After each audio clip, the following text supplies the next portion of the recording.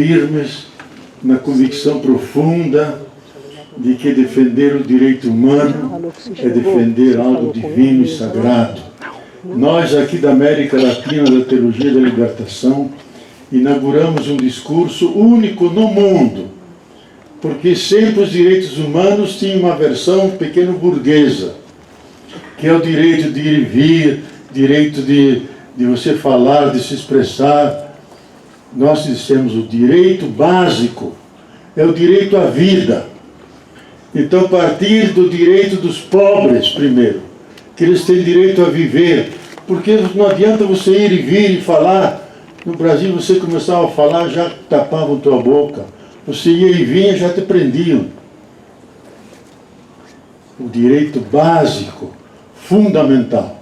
Eu lembro que uma vez num congresso internacional na Alemanha, com os grandes senhores lá dos direitos, era um congresso sobre direitos humanos internacionais.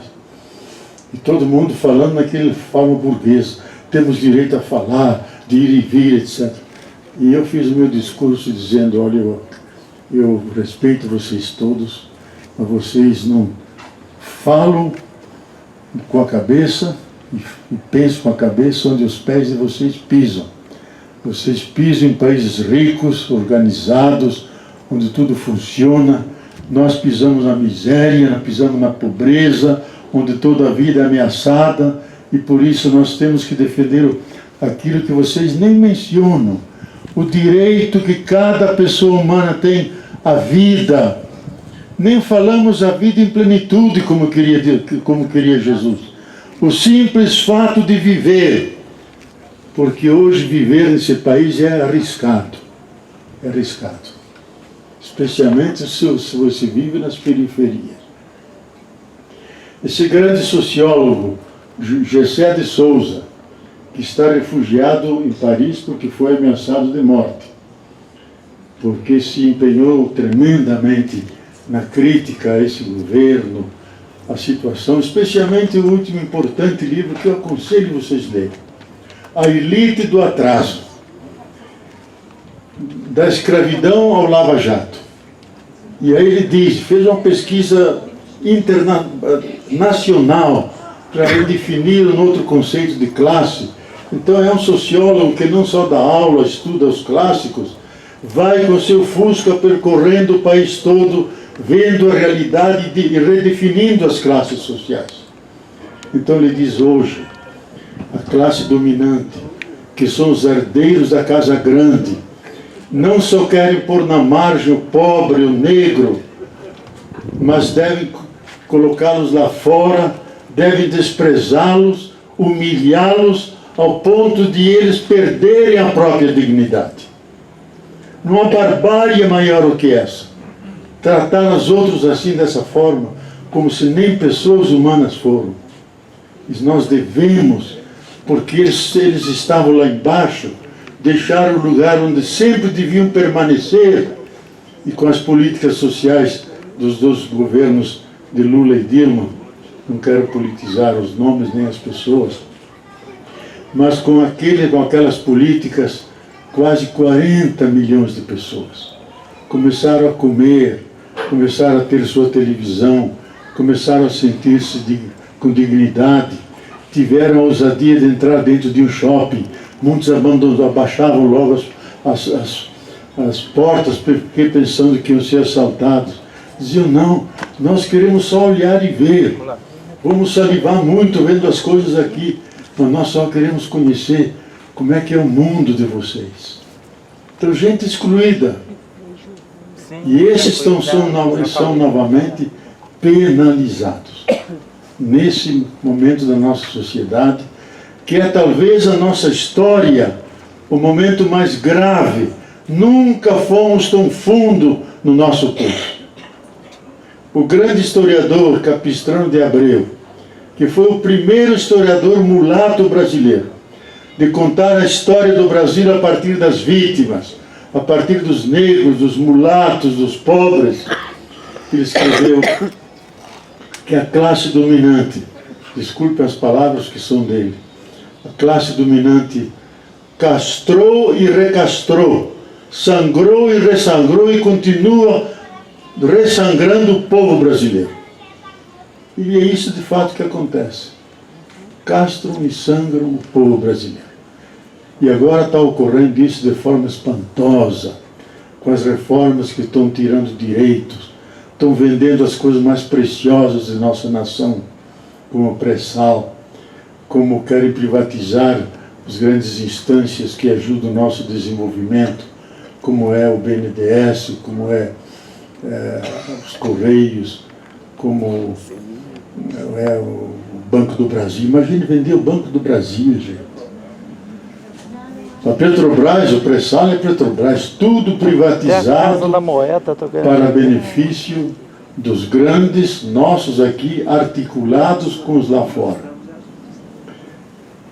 Então nós não podemos aceitar. Nós temos saudades, não sei que partido vocês têm, nem eu sei o que vocês pensam, mas nós temos saudades de um grande nacionalista, Leonel Brizola, porque se ele estivesse vivo, haveria 100 mil brasileiros cercando o Planalto, porque eles diziam, essa nação não está à venda. A Petrobras, nós lutamos desde os anos 50, o petróleo é nosso, não vamos entregá-lo. Mas ele não está aí. Os tempos mudaram, temos poucas lideranças, mas nós temos que dar-nos as mãos, temos que lutar.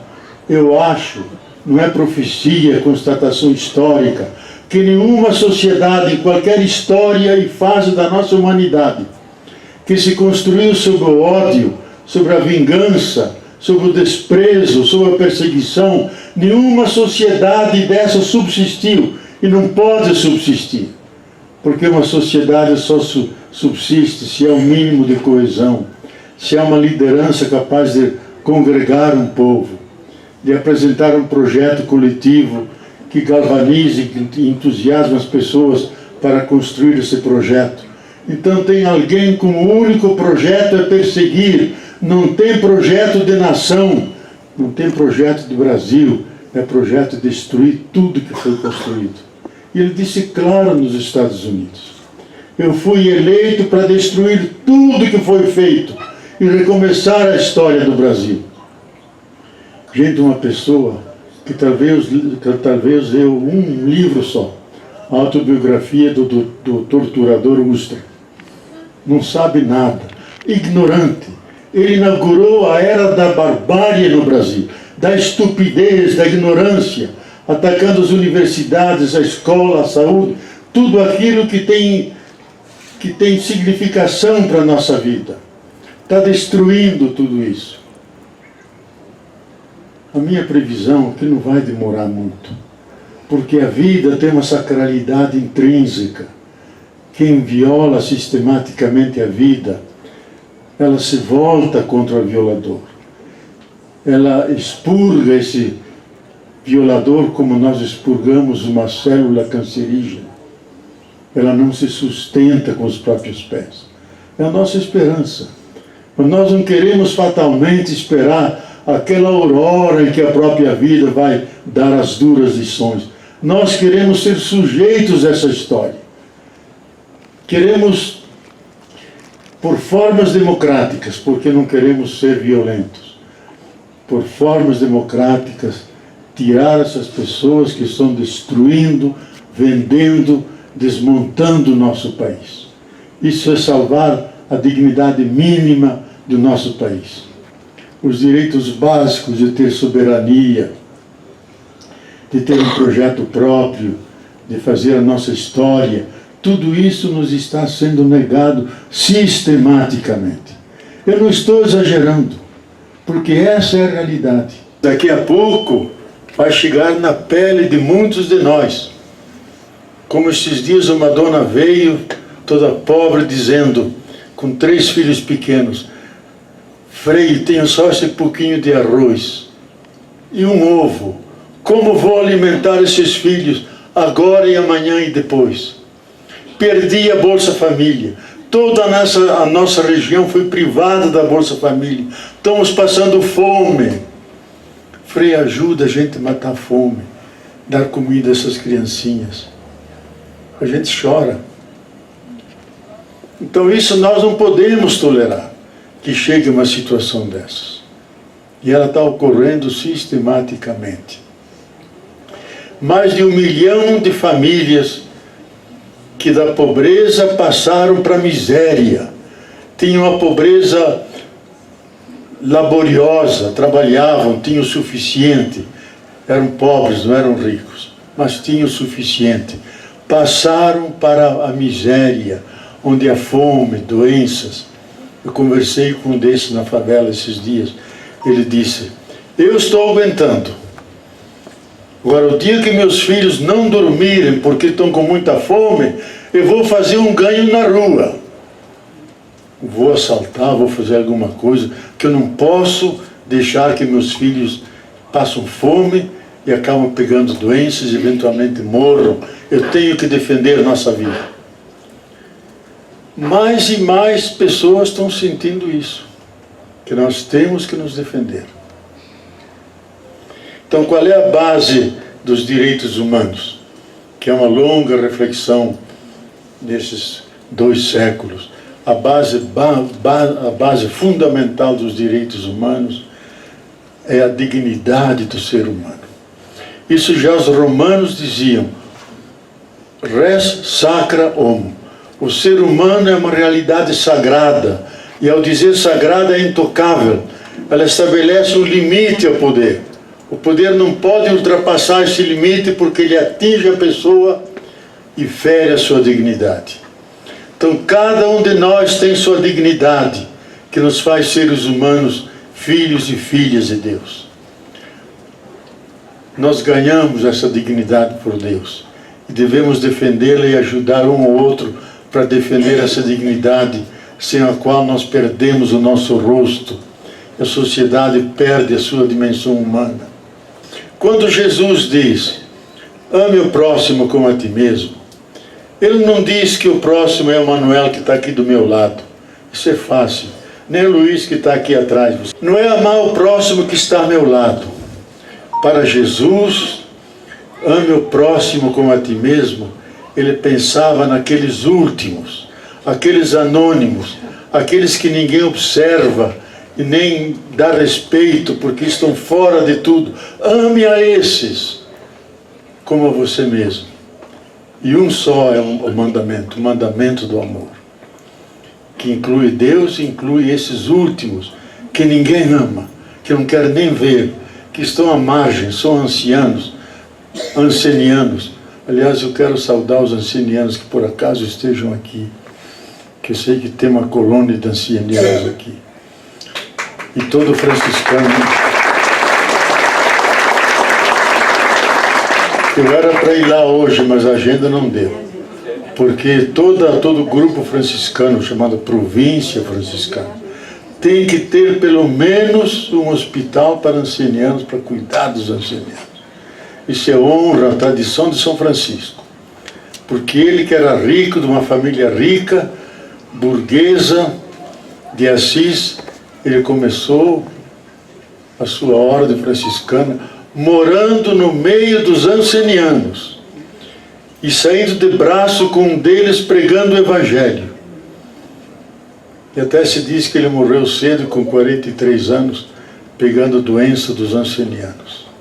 Sabia que podia pegar doenças, mas via neles a presença da paixão de Jesus, crucificado e crucificado. E ele diz no seu testamento: ninguém me disse que eu devia ir no meio deles. Eu fui no meio deles como enviado pelo Senhor. Não foi a igreja, não foi o bispo, não foi o papa. Ele sentiu esse chamado de ir junto daqueles que ninguém quer saber deles. E nós sabemos como era dura a vida dos ancenianos. Se fazia uma missa, missa de defuntos por anceniano, e se levava ele fora da cidade, em pequenas vilas onde eles não podiam sair, ficavam lá até morrer, porque assim eram tratados, porque viam a famosa lepra, ou a ancenice, viam como manifestação de um pecado. Esse é pecador. O próprio Jesus se confrontou com isso. Então os colocavam lá. Lá foi São Francisco. Dizia: eu abandonei o mundo. Qual era o mundo dele? Era o mundo da juventude dourada, da família rica, que falava francês em casa, porque a mãe era francesa, por isso Francisco, de França, onde o pai ia comprar as suas roupas e sedas e vendia na sua loja, nas várias lojas que tinham. Foi morar no meio deles. Então, descobrir neles a dignidade humana, apesar de serem aquilo que são.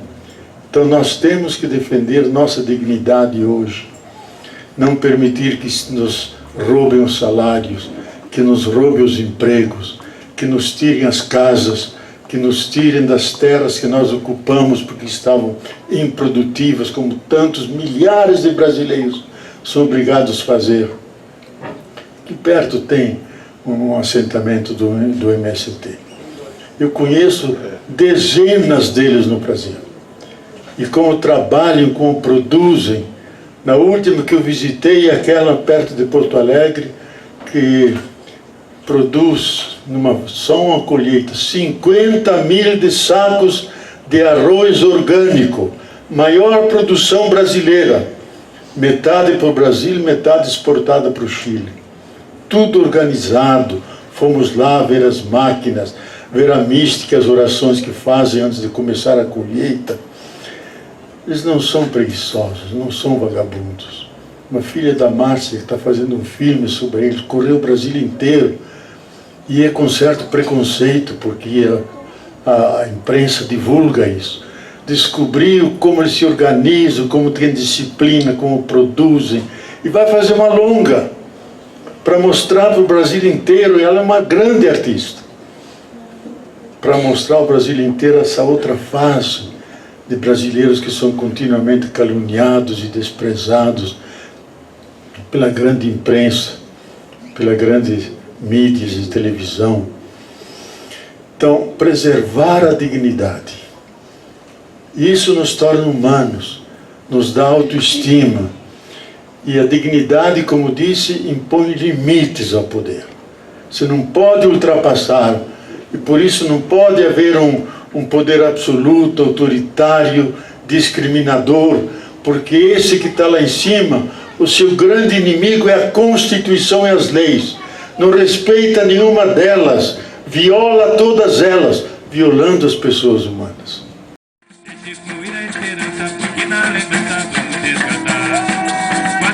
Na memória, nossa história vai continuar. Traga a bandeira de luta, deixa a bandeira passar. Essa é a nossa conduta, vamos se unir pra mudar. Traga a bandeira de luta, deixa a bandeira passar. Essa é a nossa conduta, vamos se unir pra mudar. Bate fundo na bandeira, bate fundo da mudança chegou. É na roça, na cidade, na sociedade do trabalhador. Traga a bandeira de luta, deixa a bandeira passar. Essa é a nossa